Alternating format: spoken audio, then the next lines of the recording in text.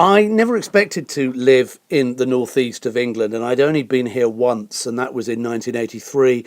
And I think I stayed in Jesmond at the time and remember walking around Jesmond Dean. I'd always been around people that had been to university here, but never thought that I'd live up here, despite the fact that some of the radio stations I worked for were actually had their head offices up here. So I got the job quite by chance. And it was at a point when my life was quite low and I was about to go bankrupt. And one day, my boss at the BBC said, or my boss at the BBC now said, "Would you?" And I went, "Yes." So it was on Halloween 2007 that I piled everything into my car after having just spent 6 years living in my parents' loft room. And I drove to the northeast. When I first saw the Angel of the North, I felt quite daunted by it, and I thought, oh, it's horrible. Because I still believe, even to this day, that it should be lit up gold at night and would look beautiful.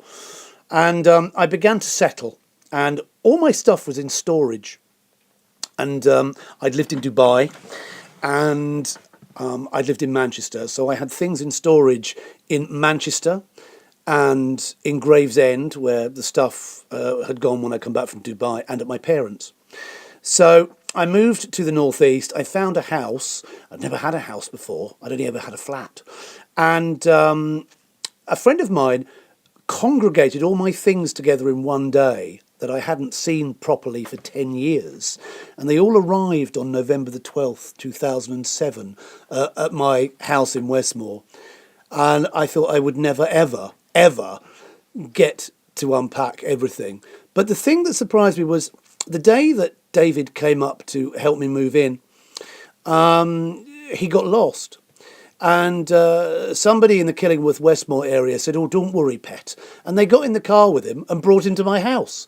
You'd never find that in London, ever. And just since then, I've just found the hospitality of the Northeast nation the most amazing thing. I have been on the air whinging, as I do a lot, at times, working at BBC Newcastle, about the fact that, oh, I can't cut my grass, I've got a bad back.